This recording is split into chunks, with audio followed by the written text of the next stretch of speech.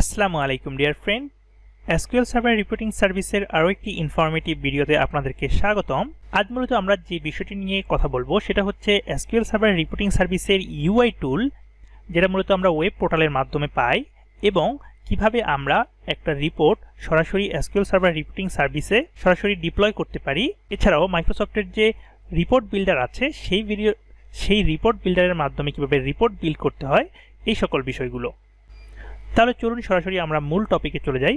সর্বপ্রথম আমরা আমাদের সার্চ বার থেকে সার্চ করব reporting server configuration manager. Just আমি যদি এখানে দেই রিপোর্ট, দেখতে পাচ্ছেন এখানে আছে রিপোর্ট সার্ভার কনফিগারেশন ম্যানেজার, এবং এটা আমরা জাস্ট ওপেন করে নিব, দেন কানেক্ট করে নিব।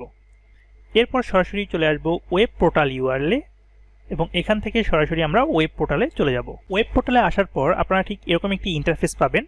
আমরা প্রত্যেকটা বিষয় স্টেপ বাই স্টেপ দেখব। প্রথমত এখানে দেখতে পাচ্ছেন যে ফেভারিট, আপনি কোনো কিছু যদি ফেভারিট করে রাখেন তাহলে এই লিস্টে আপনি পেয়ে যাবেন, এবং ব্রাউজ, এই লিস্টে মূলত আপনি যে সকল ফাইল ফোল্ডারগুলো রাখেন প্রত্যেকটা বিষয়ই আপনি এখানে পেয়ে যাবেন। যেহেতু আমাদের কোনো ফোল্ডার বা ফাইল নেই সেহেতু এখানে এমটি দেখাচ্ছে।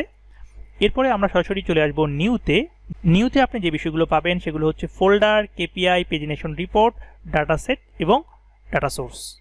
মূলত আমি যদি একটা ফোল্ডার এখানে ক্রিয়েট করি, জাস্ট আমি এখানে দেব রিপোর্ট, জাস্ট রিপোর্ট দিয়ে আমরা একটা ফোল্ডার ক্রিয়েট করলাম। এখন যদি আমি ফোল্ডারের মধ্যে আসি তাহলে দেখতে পাচ্ছেন উপরে নেভিগেশনের মাধ্যমে দেখাচ্ছে আমরা হোম থেকে রিপোর্ট ফোল্ডারের মধ্যে এখন আছি, এবং এটার মধ্যে কোনো ফাইল নেই।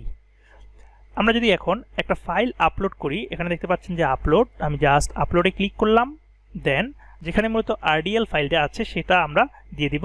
আমি জাস্ট এখান থেকে প্রথম আরডিএল ফাইলটা দিয়ে দিচ্ছি, ওপেন। দেখতে পাচ্ছেন আমাদের রিপোর্টটা এখানে চলে এসেছে। এখন যদি আমি এখানে ক্লিক করি তাহলে আমরা আমাদের রিপোর্টটা দেখতে পাবো। দেখতে পাচ্ছেন আমরা আমাদের রিপোর্টটা দেখতে পাচ্ছি। এখানে যে বিষয়টা হয়েছে, আমরা কিন্তু সরাসরি ডাটাবেস থেকে ডাটাটা এখানে পাচ্ছি। এটা কিভাবে পাচ্ছি যদি আমরা একটু দেখি, তাহলে আমরা এই রিপোর্টে মোর ইনফরমেশনে ক্লিক করব, আর এখান থেকে আমরা আমাদের এই অপশনগুলো পেয়ে যাব। এখানে আমরা যেটা করতে পারি, আমরা অ্যাড ফেভারিটের মাধ্যমে ফেভারিটে নিতে পারি, ওপেন করতে পারি, এডিট করতে পারি আমাদের রিপোর্ট বিল্ডারের মাধ্যমে। রিপোর্ট বিল্ডার সম্পর্কে আমি পরে বলবো আপনাদেরকে, যে রিপোর্ট বিল্ডার টুল কীভাবে ইনস্টল করবেন আপনার পিসিতে, এবং সেখান থেকে সরাসরি আপনার রিপোর্টটা আপনি এডিট করতে পারেন। এরপরে আছে ভিউ হিস্ট্রি স্ন্যাপশট, তারপরে আছে download, then move, then publish to Power BI. আপনি যদি পাওয়ার বিআইয়ের ক্লাউড সার্ভিস ইউজ করে থাকেন তাহলে সরাসরি আপনি আপনার এই রিপোর্টটাকে সরাসরি পাওয়ার বিআইতে কনভার্ট করে নিতে পারবেন। এরপরে ডিলিট এবং ম্যানেজ। এখন যদি আমি ম্যানেজে চলে আসি এবং এইখান থেকে আমি সরাসরি চলে আসবো ডাটা সোর্সে, তাহলে আপনি আমাদের এই ডাটা সোর্সটা দেখতে পাচ্ছেন। তাহলে যে বিষয়টা আমরা দেখার চেষ্টা করেছি সেটা হচ্ছে, যখনই আমরা রিপোর্টটা আপলোড করেছি সাথে সাথে কিন্তু রিপোর্টটা আমাদের ডাটাগুলো সহ দিয়েছে, কারণ এই রিপোর্টের সাথে এক্সিস্টিং আমাদের ডাটা সোর্স এবং ডাটা সেটটা করা আছে। তাহলে আমরা এই বিষয় সম্পর্কে জানলাম। জাস্ট এখন আমরা যে বিষয়গুলো দেখব সেটা হচ্ছে, আমাদের আপলোড থেকে আমরা জানতে পারলাম যে আমরা চাইলে কোনো রিপোর্ট আপলোড করতে পারি, এবং এখন যদি আমি পাবলিশে আসি তাহলে পাবলিশে দুটো অপশন পাবো। একটা হচ্ছে পাবলিশ অল রিপোর্টস, আমরা এটার মাধ্যমে সকল রিপোর্টসগুলো পাবলিশ করতে পারি। এরপরে আরেকটা আছে সিলেক্ট রিপোর্ট টু পাবলিশ, সরাসরি আমরা সিলেক্ট করেও পাবলিশ করতে পারি। দেখুন আমি চাইলে এখান থেকে সিলেক্ট করেও পাবলিশ টু পাওয়ার বি এর মাধ্যমে পাবলিশ করতে পারছি। আর আমরা যদি এখান থেকে সরাসরি পাবলিশ অল রিপোর্টে ক্লিক করি তাহলে সরাসরি আমাদের দেখতে পাচ্ছেন পাবলিশ টু পাওয়ার বিআই এ অটোমেটিক্যালি সে চলে এসেছে। এখন জাস্ট আমি যদি পাওয়ার বিআই লগ ইন করি তাহলে আমাদের ক্লাউডে সরাসরি এই রিপোর্টটা হোস্ট হবে। জাস্ট আমরা সেটা করছি না, হোমে চলে আসলাম। এখন দেখতে পাচ্ছেন যে এখানে আছে টাইটেলে মূলত আপনি আপনার এই ব্রাউজার ইন্টারফেসটাকে কিভাবে দেখতে চাচ্ছেন সেই বিষয়টা দেখাচ্ছে। জাস্ট এটা টাইটেলসে আছে, আমি যদি লিস্টে করি তাহলে লিস্টে কনভার্ট হয়ে যাবে। এবং শো হিডেন আইটেম, আমরা যদি এটাতে ক্লিক করি তাহলে কোনো কিছু যদি আমরা হিডেন করে রাখি তাহলে শো এবং হিডেন করতে পারি। এরপরে দেখতে পাচ্ছেন যে এখানে আছে ম্যানেজ ফোল্ডারে যদি আমি ক্লিক করি তাহলে এটা মূলত আমাদেরকে অথেন্টিকেশন মোড দেয়। আমরা যদি অ্যাড গ্রুপ অর ইউজারে ক্লিক করি তাহলে এখান থেকে আমি একটা ইউজার ক্রিয়েট করতে পারবো এবং তাকে রোল অ্যাসাইন করতে পারবো, এবং আমরা প্রত্যেকটাকে ইন্ডিভিজুয়ালি রোল অ্যাসাইন করতে পারবো। আমরা যদি ব্রাউজার রোল দেই তাহলে সে পাবে view folders, report and subscribe to report. এরপরে আমরা যদি কন্ট্যাক্ট ম্যানেজার দেই তাহলে may manage to contact the report server. ঠিক একইভাবে আপনি এই সকল পারমিশনগুলো দিলে সেই ইউজার এই পারমিশনের অ্যাক্সেসে সে আমাদের রিপোর্টটা ম্যানেজ করতে পারবে। এর পরবর্তীতে আমরা যে বিষয়টা দেখব সেটা হচ্ছে সেটিং। আমরা যদি সেটিংয়ে আসি তাহলে এখানে দুইটি অপশন পাচ্ছি। একটি হচ্ছে মাই সাবস্ক্রিপশন, আমরা চাইলে এখান থেকে সাবস্ক্রিপশন করতে পারি, এবং আমরা আরেকটা পাচ্ছি সাইট সেটিংস।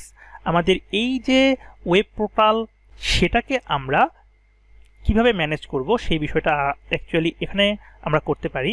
প্রথমত দেখতে পাচ্ছেন এখানে আছে SQL সার্ভার রিপোর্টিং সার্ভিস। আমি যদি চাই এই নামটা চেঞ্জ করতে জাস্ট আমি সার্ভিসটা বাদ দিলাম, দেন অ্যাপ্লাই করলাম। দেখুন SQL সার্ভার রিপোর্টিং হয়ে গেছে। আমি পুনরায় সার্ভিসটা এনে দেন অ্যাপ্লাই করলাম, আমাদের সার্ভিস চলে এসেছে। এবং পরবর্তী যেই অপশন সেটা হচ্ছে আপনি আপনার রিপোর্টটাকে কতটুকু সময় ওপেন রাখবেন বা রান করে রাখবেন। সাপোজ আপনার একটা রিপোর্ট প্রায় 1000 ইউজার ওপেন করলো, দেন সেটা যদি ক্লোজ না করে তাহলে আপনার সার্ভারে হিউজ একটা প্রেশার পড়ে।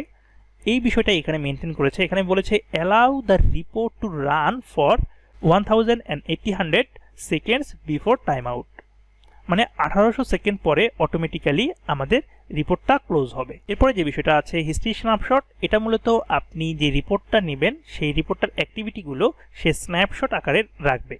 এবং পরবর্তীতে আপনারা যদি পাওয়ার বিআইয়ে কোনো ক্লাউড লিঙ্ক থাকে তাহলে আপনি সেটা লিঙ্ক করে রাখতে পারেন। এরপরে দেখতে পাচ্ছি ব্র্যান্ডিং, আপনি চাইলে এখানে ব্র্যান্ডিং করতে পারেন। এরপরে আছে শিডিউল আকারে আপনি চাইলে আপনার রিপোর্টগুলোকে পাবলিশ করতে পারেন। জাস্ট আমি যদি নিউ শিডিউলে ক্লিক করি তাহলে এখানে আমাদের শিডিউলের নাম দিতে পারবো এবং আমাদের শিডিউলটা কোন স্টেপে যাবে, আওয়ারলি নাকি ডেইলি না উইকলি না মান্থলি, আমরা এই বিষয়টা করতে পারি। এরপরে আমরা জাস্ট টাইম শিডিউলিং করে দেন অ্যাপ্লাই করতে পারি। জাস্ট এখন আমি চলে আসছি পুনরায়।